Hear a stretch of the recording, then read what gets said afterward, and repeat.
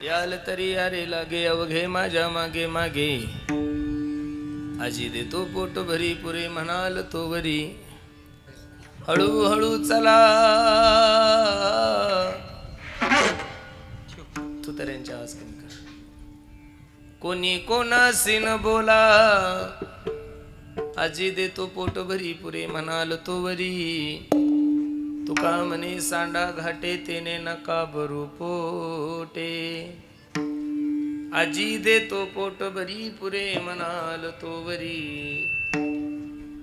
समचरण सरोजम सांद्र नीलाबुदाभम, जगननिहित पाणी मंडन मंडनानाम. तरुण तुलसी माला कंदरम कंजनेत्रम. ट्रबल थोडा कमी करता त्याचा.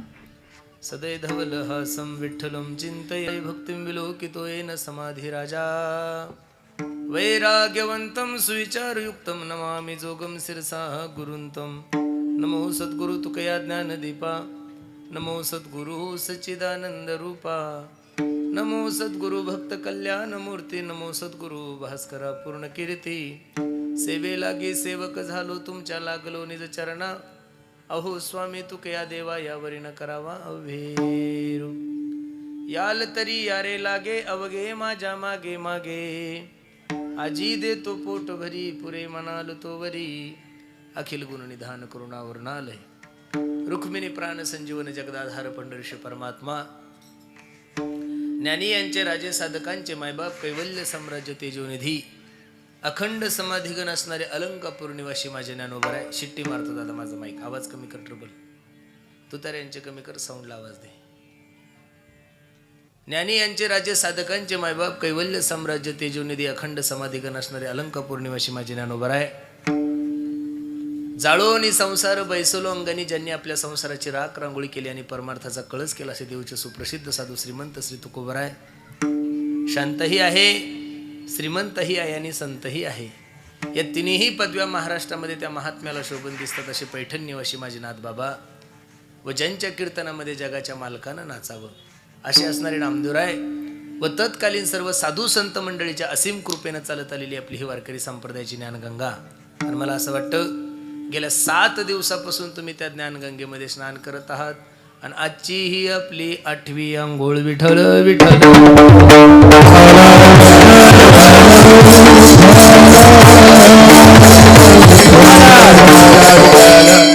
अभंगावर काही चिंतन करण्यापूर्वी, अभंगाचा प्रतिपाद्य विषय तुम्हा सर्व मायबापासमोर ठेवण्यापूर्वी थोडासा परिहार द्यायचा. तो असा, भव्य दिव्य स्वरूपाचा चालू असला आपला अखंड हरिनाम सप्ताह.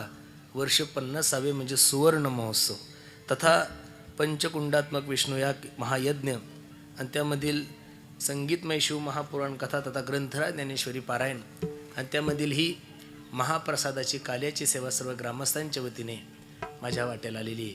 अगदी सुंदर नियोजन तुम्ही सर्व मंडळी केलंय. नजर लागाव एवढा गोड कार्यक्रम आहे. कार्यक्रमाची पत्रिका, कार्यक्रमाचं नियोजन जर सर्व काही पाहिलं तर जिल्ह्याला सुद्धा लाजवल एवढं सुंदर नियोजन धानोराकर मंडळी तुम्ही सर्व मंडळी केलं.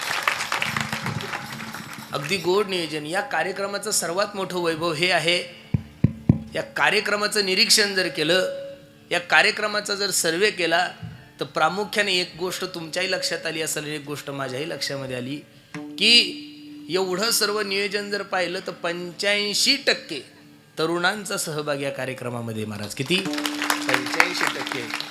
कीर्तनकार जर पाहिले ना महाराज, तर कथाकार सोडला तर एकही कीर्तनकार म्हातारा नाहीये. बरोबर आहे का नाही? कथाकार बी काही असे म्हातारे नाहीये, ते फक्त दाढी पांढरी झाली त्यांची.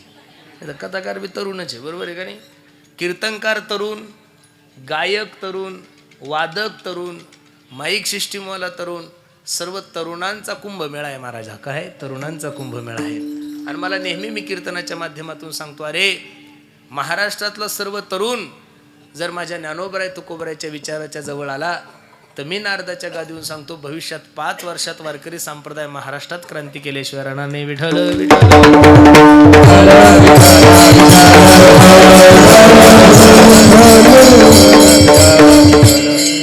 अगदी थोड्या वेळामध्ये या अभंगाची शिट्टी मारायला लागणार. माझा माईक लक्ष दे ना, शिट्टीने मारला पाहिजे, आवाज गोड आला पाहिजेत बघ.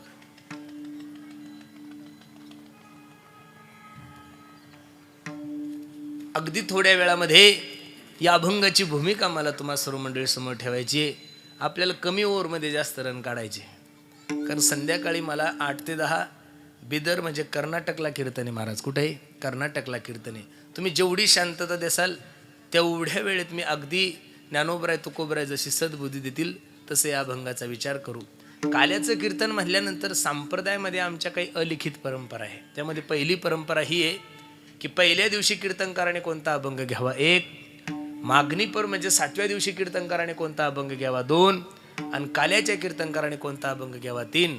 काल्याच्या कीर्तनकाराने बाकीच्या गप्पा मारण्यापेक्षा महाराजांच्या भाषेत सांगू, चरित्र ते उच्चारावे केले देवे भगवान परमात्म्याने रांगत असताना, गोधने चारत असताना, चोऱ्या करत असताना जे चरित्र केले त्या चरित्राचा उच्चार करायचा. बसणारे मायबाप ओ धानोऱ्याकर मंडळी लक्ष द्या माझ्या कीर्तनाकडे. भगवान श्रीकृष्णाच्या चरित्राचा उच्चार आहे आणि प्रभू रामचंद्र चरित्राचा आचार आहे, आचरण आहे. अरे का भगवान श्रीकृष्णाच्या चरित्राच्या अगोदर प्रभू रामचंद्राचं चरित्र आलं याचं कारण सांगू का?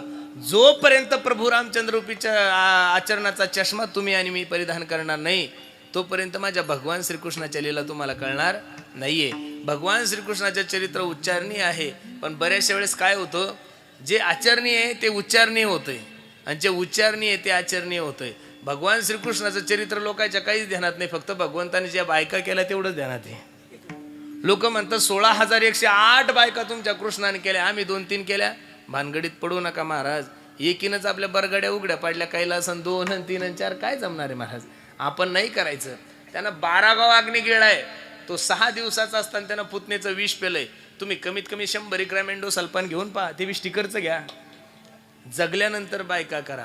16,108 बायका असून सुद्धा तुकोबराय वर्णन करतात. तुका म्हणे नटधारी भोग भोगुनी ब्रह्मचारी नवल केवडे केवडे नकळे कान्होबाचे कोडे नवल केवडे केवडे. असणारे मंडळी भगवान श्रीकृष्णाच्या चरित्राचा उच्चार करू नका आणि भगवंताच्या अवताराचा इतिहास सार्व मंडळीला न्याते.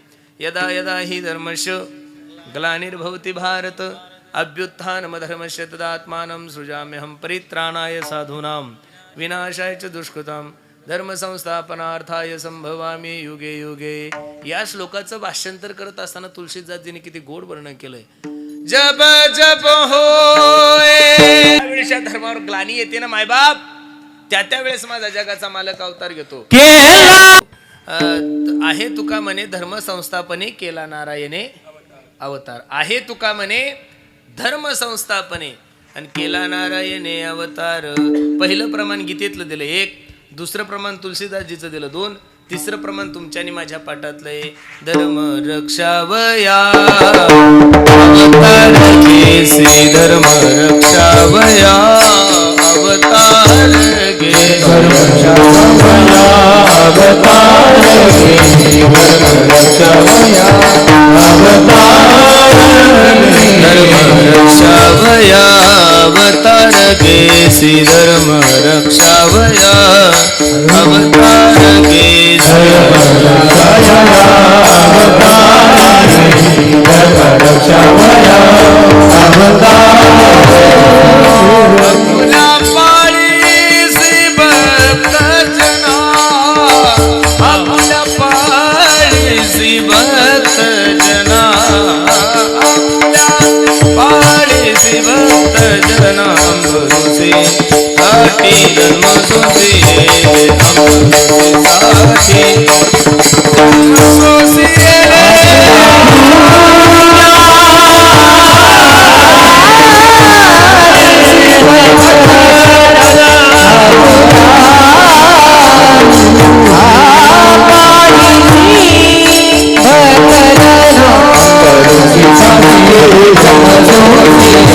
अमृतसे साठी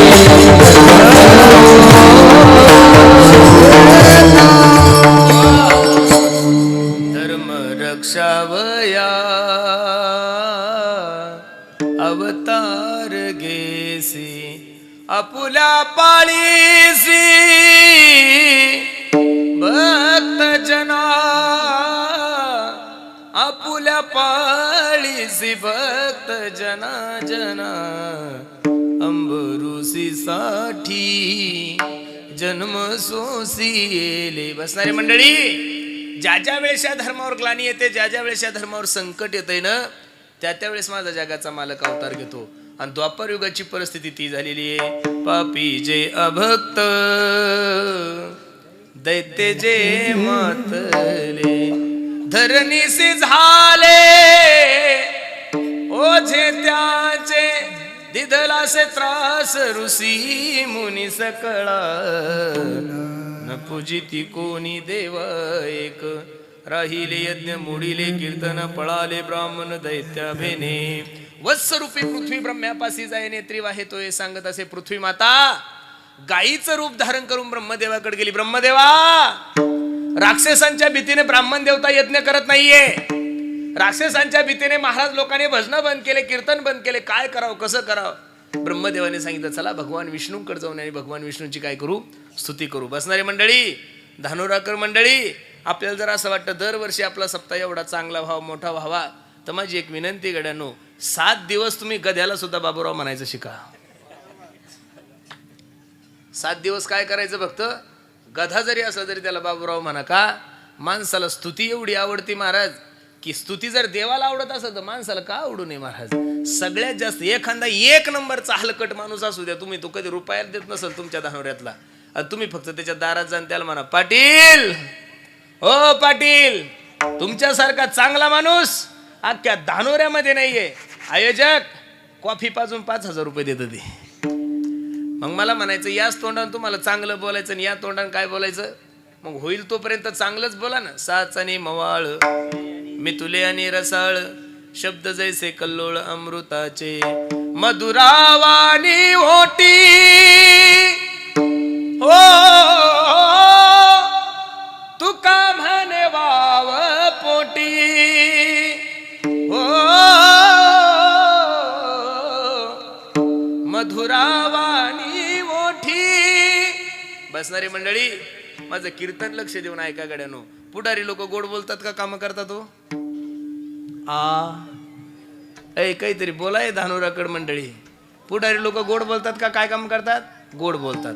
तुम्ही कोणत्याही पुढारी या व्यासपीठावर बोलवा आणि तुम्ही म्हणा, साहेब विहीर नाही, तो म्हणणार मंजूर. तुम्ही म्हणा, साहेब रोड नाही, तो म्हणणार मंजूर. तुम्ही म्हणा, साहेब पाण्याची टाकी नाही, तो म्हणणार मंजूर. तुम्ही त्याला रोड मागा, टाकी मागा, काही मागा, मंजूर मागा. अहो काही तर एवढे लबाडे. तुम्ही जर एखाद्याला म्हणलं, साहेब आमचं धानोरा गाव खूप चांगलं आहे हो, फक्त आमच्या गावाला नदी नाही, तो म्हणणार मंजूर. इतके लबाड असतात ते, फक्त गोड बोलतात. मग माणसाने गोड बोललं पाहिजे. जसे सगळे देवता गेले आणि भगवान विष्णूंकडे पाहिलं आणि विष्णूंची स्तुती सुरू केली. सशंक चक्रम सकिरीत कुंडलम सपीत वस्त्रम सरशिरो अक्षरम सहार वक्षस्थलकस्त्व श्रीम नमामि विष्णुम शिरसा चतुर्भुजम शांताकारम भुजंग नाही भुजगशयनम पद्मनाभम सुरेशम विश्वाधारम गगनसदृशम मेघवर्णम शुभांगम लक्ष्मी कांतम कमलनयनम योगबिर्ध्यानगम्यम वंदे विष्णू भवभयहरम सर्वलोक एकनाथम. एवढं गोड वर्णन केलं माझ्या देवाचं आणि देव असा गदगद झाला आणि जगाच्या मालकाने दोन्ही हात वर केले आणि सांगितले, आकाशाची वाणी सांगे साठी कमीत कमी 2-4 जण तर लागतील ना. शेषाप्रती बोले लक्ष्मीचा तो वर चला अवतार घेऊ आता. ओ शेषराव चला अवतार घ्यायचा. शेष म्हणे, भाऊ मी सगळ्यांच्या नांदी लागेल पण तुझ्या नांदी लागणार नाही. शेष म्हणजे लक्ष्मणजी. देवा मागच्या जन्मात मी तुझा लहान भाऊ झालो रे. 14 वर्षाचा उपवास करावा लागला. देवाने सांगितलं, आता तू वडील होई बा सर्वज्ञा पाळीनं मी आज्ञा तुझी बारे. ठरलं महाराज. कौंडण्यपुरासी जावे तुम्ही. आणि आता वसुदेवा देत देवकी बहीण लग्नामध्ये विघ्न झाले आहे का. कंसाची लाडकी बहीण वसुदेवाला दिली. बसणारे मंडळी, थाटामाटात मिरवणूक निघाली, आकाशवाणी झाली, कंसा ए कंसा, ज्या बहिणीची एवढी थाटामाटात मिरवणूक घेऊन चालला असणार रे, तिच्या पोटी येणारा 8वं पोरग तुला मारणार आहे. खरं सांगा, आपल्या बहिणीचं पोरग आपला मर्डर करणार आहे हे भावाला कळल्यानंतर तिला पैठणी घेईल, तिला भाऊबीजील बोलवल, तिच्याकडे रक्षाबंधनला जाईल. अहो तो कंस होता महाराज. घेऊन या कडग माराया धावला, हात तो धरिला वसुदेवे. वसुदेवाने हात पकडला, ए कंसा, हिच्या पोटी पोर मारणार आहे ना तुला. अरे हिनं काय केलं, आम्हाला कारागृहामध्ये ठेव. ठरल्याप्रमाणे कारागृहामध्ये ठेवलं सुंदर असं लेकरू झालं आणि वसुदेवानं ते लेकरू हातात घेतलं. बसणारी मंडळी लक्ष द्या माझ्या कीर्तनाकडं. कंस ते वसुदेव ते पोरग घेऊन कोणाकडे गेले? कंसाकडे गेले. कंसाने त्या लेकराला पाहिल्यानंतर कंसाच्या डोळ्याला धारा लागल्या. कंस विचार करू लागला, अरे मला तर आठवं मारणार आहे पहिल्यानं काय केलेलं आहे. एक सांगू, तुम्ही एवढ्या दिवसापासून 50 वर्ष झाले कीर्तन ऐकता माया हो. 50 गुणिले 8 किती महाराज लोक तुम्ही आतापर्यंत उघडून खाल्ले. बरोबर आहे का नाही? कंसा देव होता का राक्षस होता माया हो? बोलत चला, काय होता? कंसा देव होता का राक्षस होता? कंसा राक्षस होता, पण तुमच्यानी माझ्यापेक्षा 1000 पट चांगला होता. तुम्ही म्हणसाल महाराज मग आपण कोण आहे? आपण नुसते राक्षस नाहीये, आपण सगळे महाराक्षस आहोत महाराज. याचं कारण, अरे कंस कमीत कमी जन्माला आलेले पोरं मारत होता, आपण तर एवढे हलकट झालो महाराज, गर्भातल्या पोरी सुद्धा मारायला लागलो. ज्याला त्याला असं वाटतं मला पोरगच पाहिजेत. पोरं काय दिवे लावतात मला काही कळलं नाही बाबा आतापर्यंत.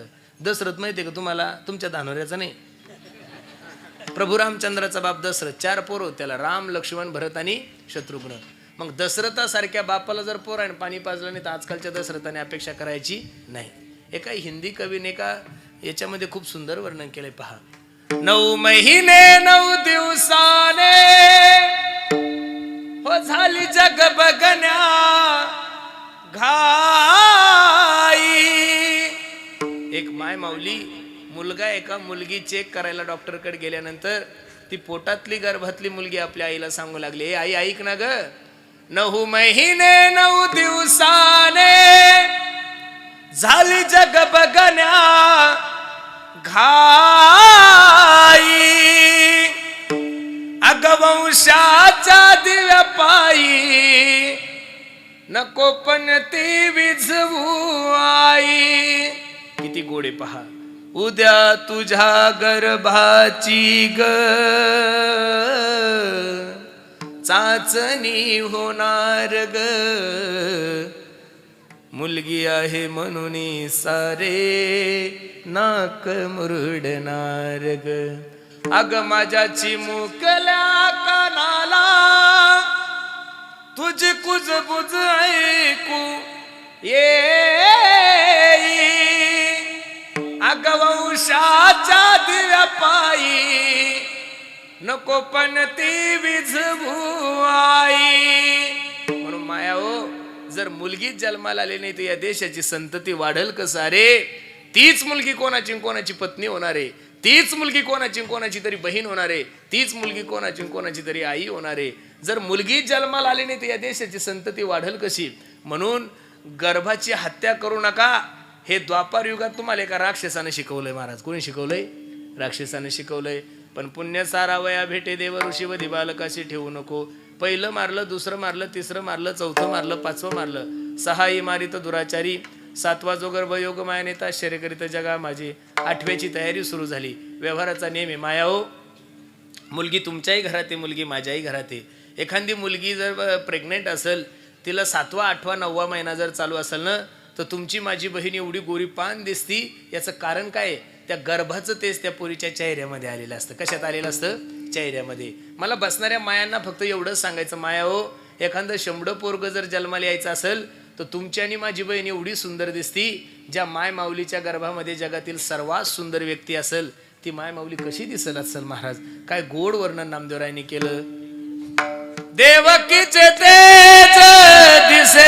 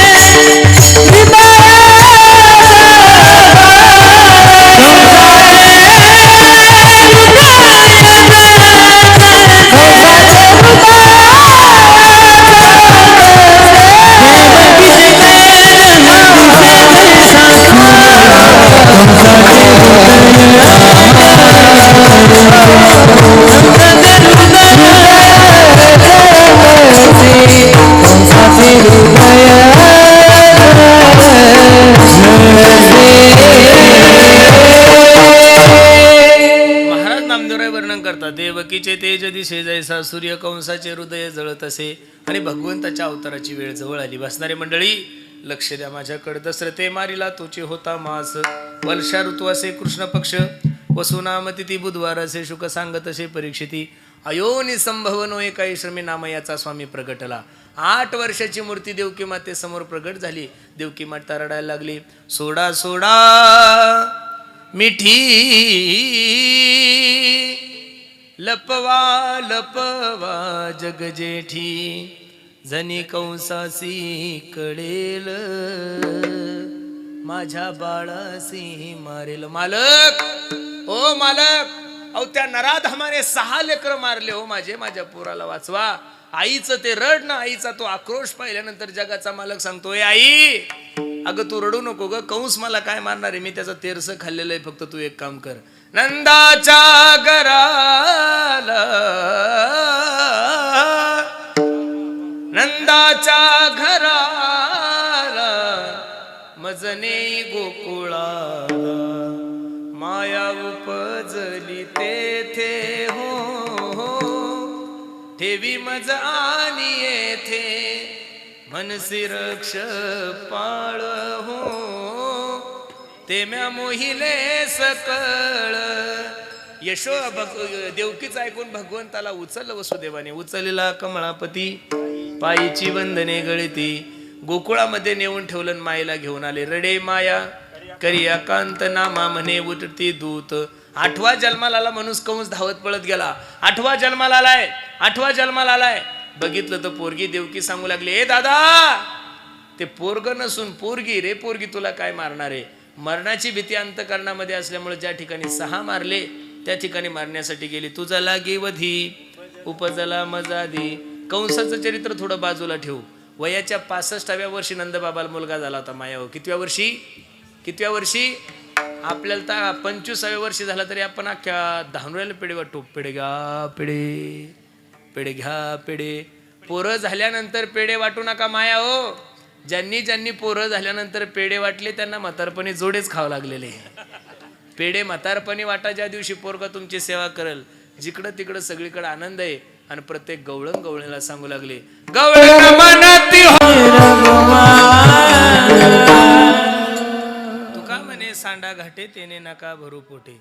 या प्रमाणाचा अर्थ काय? सांडा घाटे म्हणजे अंतकरणातले विकार, अंतकरणातला भेद, अंतकरणातला मत्सर जोपर्यंत नष्ट होणार नाही तोपर्यंत काला तुम्हाला आणि मला कसा मिळेल. बसणारी मंडळी, अरे काला म्हणजे नेमकं आहेच काय? कीर्तनकाराने 2 तास बडबड करायची, दही अंडी फोडायची, तुम्ही 4 चपात्या चुरून खायच्या आणि घरी जायचं, याला काला नाही म्हणत गाड्यानो. काला या शब्दाचा अर्थ लिहून ठेवा. अंतकरणातले विकार नष्ट करून, अंतकरणातला जातीवाद नष्ट करून सर्व गावकऱ्यांनी एकत्रित येऊन गुण्या गोविंदानं वागणं हा जीवनातला सगळ्यात मोठा काला आहे गाड्यानो. परमार्थ हा राजकारण संपवण्यासाठी आहे, परमार्थ हा भेद संपवण्यासाठी आहे, परमार्थ हा जातीवाद संपवण्यासाठी आहे. आणि सप्त्यात येऊन जर राजकारण होत असेल तर एवढी रिकामी कामं करता कशाला तुम्ही? सप्ताहात येऊन जर वादिवाद होत असेल तर सप्ते करू नका ना महाराज. वादिवाद संपवण्यासाठी या गोष्टी आहे, अंतकरणातले विकार नष्ट करण्यासाठी या सगळ्या गोष्टी आहे. अरे जोपर्यंत भगवान परमात्मा गोकुळात होते ना तोपर्यंत माझ्या भगवंतानं पायामध्ये चप्पल सुद्धा नाही घातली. का? मी जर राज्याच्या पोरासारखं राहिलो तर बाकीचे गोपाळ माझे मित्र होणार नाहीये. एकदम साधे राहिले जगाचे मालक. आणि अनेक प्रकारच्या खोड्या जगाच्या मालकाने केलेल्या आहे. भगवंताच्या खोड्याचं वर्णन करत असताना समुद्राची शाई, पृथ्वीचा कागद आणि मेरू पर्वताची लेखणी एखादी अंगणवाडीची बाई लिहायला बसवली तरी जमणार. आता समुद्राची शाई म्हणल्यावर अंगणवाडीची बाई जमल का महाराज? किती जरी वेद जाणू गेला पुढे मौनावला, वेदासे काही कळलेची नाही. भगवंताचं चरित्र हे अगाध आहे. खोड्याचं वर्णन करत असताना नाथबाबाच्या 2-3 खोड्या सांगू. दुसरी आली धावत म्हणे ग बाई, काय केली मात, मुखासी मुख चुंबन देत गळ्यामध्ये हात घालीत, धरू जाता सापडेना यशोदे बाळ तुझा काना पोटवर सोसुदिंगाना. एक गवळण यशोदेकडे गेली. यशोदे, तुझ्या पोराला समजून सांग, माझी सुनबाई रांगोळ काढत होती, हे जसं पाठी मागून गेलं तिच्या गळ्यात हात टाकला आणि तिची पप्पी घेतली. एक सांगू महाराज तुम्हाला, भगवंताचं चरित्र बघत असताना बाह्य दृष्टीनं पाहू नका. भगवंतानी ज्या ज्या वेळेस खोड्या केल्या त्या त्यावेळेस भगवंताचं वय 5 वर्षाचं होतं. मायाव किती वर्षाचं? अरे 5 वर्षाचं लेकरू तुमच्याही घरात आहे, 5 वर्षाचं लेकरू माझ्याही घरात आहे. उत्तर द्या माझ्या प्रश्नाचं. 5 वर्षाच्या लेकराच्या पप्प्या तुम्ही घेता का ते तुमचं घेतो? आपणच त्याच्या घेतो महाराज. आपली दाढी टोचते त्याला ते असं करतो तरी बरंच आवडतो त्याला. आपण लहान लेकराला काय कळतं महाराज? ज्याला सुख कुठं करावं ज्याला सीख कुठं करावं याची अक्कल नाही. त्याच्या अंतःकरणामध्ये विज्ञान सांगतं काम नाही आणि अध्यात्म सुद्धा सांगतं काम नाहीये. सुवासनी जेवू घालत असताना आपण लहान लेकरीलाच का जेवू घालतो? 5वी 4थीतल्या 5वीतल्या मुलीला का? अरे छोटी मुलगी म्हणजे हे साक्षात जगदंबाचं स्वरूप आहे महाराज. छोटी मुलगी म्हणजे साक्षात देवीचं स्वरूप आहे. म्हणून देशाचे पंतप्रधान सुद्धा नवरात्रामध्ये 12-12, 13-13 वर्षाच्या मुलीचे पाय धुतात. त्याचं कारण मुलगी ही लक्ष्मी आहे, साक्षात आदिशक्ती आहे. म्हणून भगवंताच्या लीलांकडे पाहू नका. दुसरी गवळण सांगू लागली. तिसरी आली धावोनी म्हणे ग बाई काय केली करणी, पतीची दाढी माझी वेणी दोहीसी गाठ देवोनी गाठ बाई कोणा सुटेना, यशोदे बाळ तुझा ताना कोटवर सोसुदिंगाना. बसणारे मंडळी एक गवळण सांगू लागली. बाई रात्री दोघं नवरा बायको जवळजवळ झोपलेलो होतो. त्यांच्या दाढीची माझ्या विणीची गाठ बांधली. आता हे द्वापार युगाचं सांगतो बरं. पूर्वी माय मावल्या केस कापत. पूर्वी माणसं आहे छत्रपतीचा फोटो पाहा तुम्ही, हे मस्त सुंदर मिशी दाढी बिडी आहे एकदम सुंदर महाराज. आता माणसं मिशाच ठेवेन तर दाढीचा काय संबंध आहे? बाई एका माणूस ओळखूच येत नाही महाराज. कठीण तळा झालेला आहे. म्हणून एक सांगू का तुम्हाला, पूर्वीच्या महिला केस कापत नव्हत्या. सौभाग्यवती माय मावल्यानो लिहून ठेवा पुरुषोत्तम महाराजाचं वाक्य. कोणाचा फोन वाजू राहिला? बंद करा ना बाबा. पूर्वीच्या माय मावल्या केस कापत नव्हत्या. सौभाग्यवती स्त्रीने केस कापू नये शास्त्र सांगतंय. आणि सौभाग्यवती माय माऊलीने कपाळाला कुंकू लावलं पाहिजे. त्या 2-3 म्हाताऱ्या दिसते बघा, ती चष्म्यावली म्हातारी. कपाळाचं कुंकू असं गबूच्या गबू आहे. जेवढं कुंकू मोठं तेवढं म्हातारं गुटगुटीत. अहो या टिकल्यावाल्या यायचे कोणी 50च्या पुढं जायचं ना गेला. जेवढं सौभाग्यवती स्त्रीने कपाळाला कुंकू लावलं तेवढं नवऱ्याचं आयुष्य वाढतं हे शास्त्र सांगतं. एवढी फॅशन वाढली महाराज काय सांगावं. 2-4 दिवसापूर्वी मी घरी होतो, कीर्तन नव्हतं मला. मग सोमवारचा बाजार असतो चिखलीचा. मी भाजीपाला आणायला चाललो, एकटाच होतो गाडीमध्ये. एक म्हातारी म्हणे, पुरुषू कुठं चालला माय? म्हणलं आई भाजीपाला आणायला चाललो. मी येऊ का रे? मला चाल ना गाई. 2 जण म्हातारीने मी गप्पा मारत मारत चिखलीला गेलो. दोघांनी भाजीपाला घेतला. म्हातारीने तिची पिशवी माझ्याजवळ ठेवली. म्हणे पुरुषू गाडीत ठेव, मी 10 मिनिटात आले. मला तू कुठं चालली माय? मी ब्युटी पार्लरला जाऊन येते म्हणे. माझ्या मनात येत किंचितही पाप आलं नाही. आता म्हातारीचं वय 65 वर्षाचं होतं. मला वाटलं नातीनं काहीतरी सामान सांगितलं असेल म्हणून म्हातारी चालली. मी हळूच म्हातारीला म्हणलं, का ग ब्युटी पार्लरला कशाला चालली?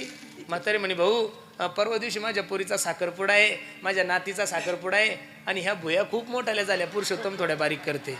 बर. आता ज्या ब्युटी पार्लरवालीकडे ती चालली होती ती ब्युटी पार्लरवाली माझं कीर्तन ऐकत होती, म्हणजे माझी फॅन होती. मी तिला फोन केला, म्हणलं ताई किती घेता हो भुया काढायचे? ती म्हणे दादा 150 रुपये. मी तिला फोन पेनं 500 रुपये टाकले. म्हणले हे 500 घे, पण आमच्या गावच्या म्हातारीला भुई ठेवूच नको, म्हणजे परत चिखली यायचं कामच नाही. असं नाही केलं पाहिजेत महाराज. अहो लग्नामध्ये पुरीचा मेकअप पाहिल्यानंतर नवरदेवाला वाटतं मी किती भाग्यवान आहे, काय सुंदर बायको भेटली. पण दुसऱ्या दिवशी तिनं थोबाड धुतलं ना तर त्याला वाटतं का माझा रॉंग नंबर लागला. बरोबर आहे का नाही महाराज? अहो चेहरा सोडून कुठं 1.5 फुटावर फाउंडेशन असतं का महाराज? बावळले लोक एवढा मेकअप नाही केला पाहिजे. देवानं जसं बनवलं तसं राहिलं पाहिजे. त्याच्यापेक्षा जास्त माणसानं काही करू नाहीये. अरे जेवढं दिलं त्याच्यापेक्षा तुम्ही काय बदल करू शकता? याच्यात बदल करू नका. आणि फॅरम लावली ना मायावर जर लोक गोरा झाले असते तर वेस्ट इंडिजचा ब्रँड लावला काळा का झाला राहिला असता, त्याने स्वतःची कंपनी टाकली असती. कंपनीवाले श्रीमंत झाले, तुमचे थोबाड तसेच आहे. तुम्ही जेवढं थोबाडाला लावसाल तेवढं थोबाड खराब होतं, थोबाड चांगलं दिसत. अरे देवानं जसं बनवलं तसं माणसानं आनंदात राहिलं पाहिजे. दिसायचं कोणाला? दिसण्यापेक्षा माणसाने हसायला असलं पाहिजेत महाराज. मूरत से कीरत बडी बिन पंख उड जाय. काय सुंदर आहे कबीर बाबा सांगता. मूरत से कीरत बडी बिन पंख उड जाय, मूरत तो जाती रहे कीरत बहु ना जाय. बसणारे मंडळी, सौंदर्याला जर किंमत असती, सौंदर्याला किंमत नाही बुद्धीला किंमत आहे. आपल्या देशाच्या राष्ट्रपती काय नाव त्यांचं? द्रौपदी मुर्मू. तुम्ही त्यांचा चेहरा पाहिला का हो? मग दिसायला सौंदर्यवान आहे का त्या? नाही.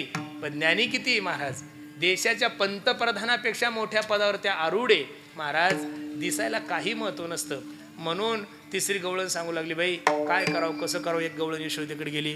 आवरी आवरी आपुला काना, आवरी आवरी आपुला काना,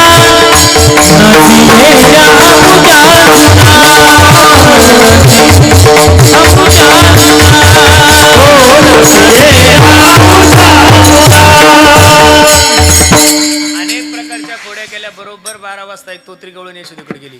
काय सांगू तू ते बाई, काय सांगू तू ते. यशोदा म्हणली काय सांगू काय सांगू. काय लावलं? संध्याकाळी बिदरला कीर्तने, कर्नाटकला 600 किलोमीटरचा प्रवास आहे. अजून लोकांचे जेवण राहिले. जातो होते यमुना पानिया, वातेत भेटला थावला, दोईवल तोपी मैल पिछाचीन खांद्यावली कामला. अगं माझं लेकरू, मी त्याचा मेकअप केला. यशोदा ऐक ना. तेने माझी तेली तवाली, मग मी तेथून पळाली. पलता पलता धतुलून पललीन, दोईची धादल फुतली. अशा अनेक प्रकारच्या खोड्या केल्या. आणि खोड्या करायला लागल्यानंतर यशोदेनं सांगितलं, गाई गोपाळ सवंगडी, गाई गोपाळ सवंगडी,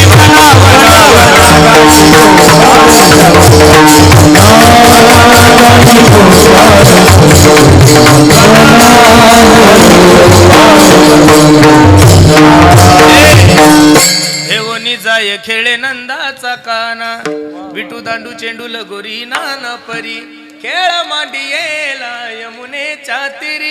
असे अनेक प्रकारचे खेळ खेळले. यमुनेच्या गिरी जगाच्या मालकानं हा मामा पोरा, हा मामा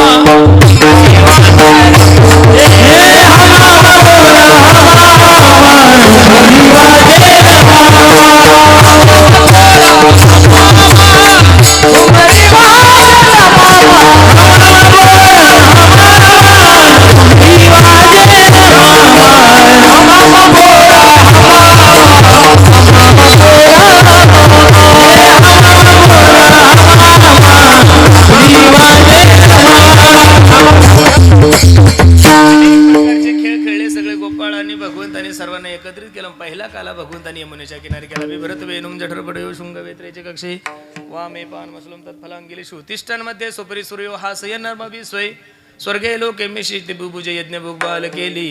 गोपाल कृष्ण भगवान की जय, गोपाल कृष्ण भगवान की जय. तोच काला ज्ञानोपराधिक साधू संतांनी एकच टाळी झाली चंद्रभागे वाळवंटी, माझा ज्ञानराजा गोपाळाशी लाया वाटी. आणि तोच काला सकल साधू संतांच्या मंडळीने गेल्या 50 वर्षापासून आपल्या धानोरा गावामध्ये पुन्हा एकदा प्रेमाने त्या संताचं भजन. ज्ञानेश्वर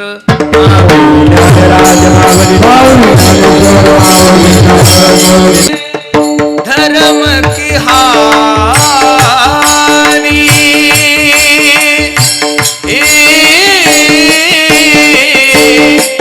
पाडही असुर अधम अभिमानी.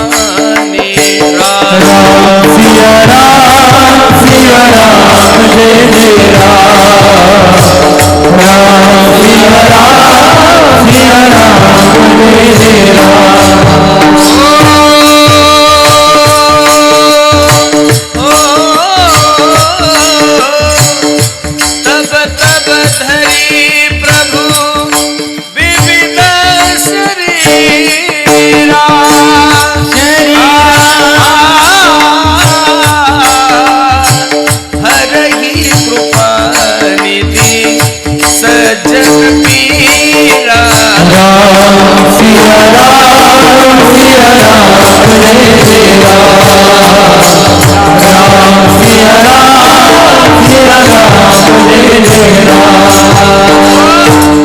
पहिलं प्रमाण मी तुम्हाला गीतेतलं दिलं, यदा यदा ही धर्मस्य. एक दुसरं प्रमाण तुलसीदासजीचं, जब जब होए धर्म की हानी, बाडही असुर अधम अभिमानी.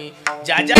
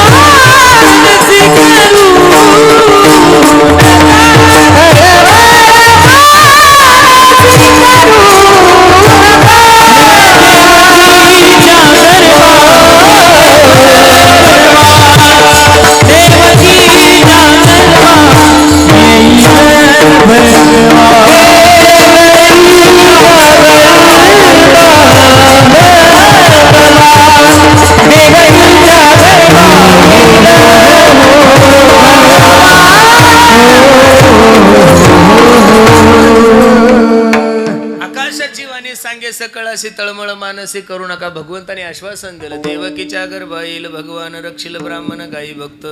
पण अवतार घेणं एवढं सोपं नाही हो महाराज. अवतार घेण्यासाठी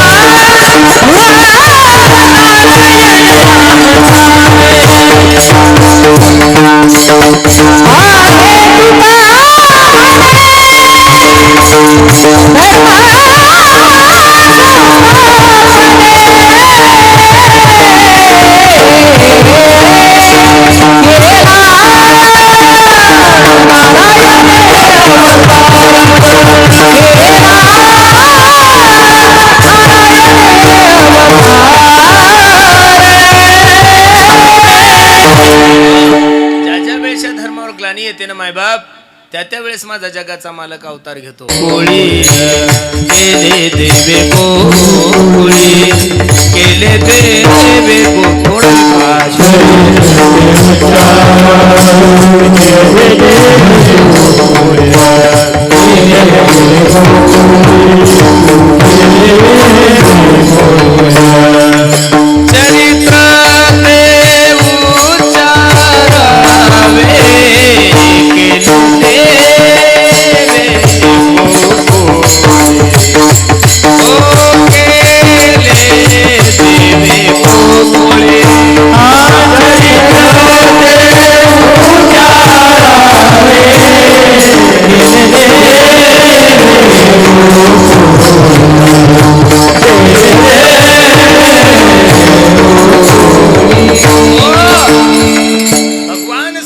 चरित्र गोकुळामध्ये जे चरित्र केलंय त्या चरित्राचा उच्चार करायचा. बसणारे मंडळी, हे जसे चरित्र केले नारायणे रांगता गोधने राखीत आहे. भगवान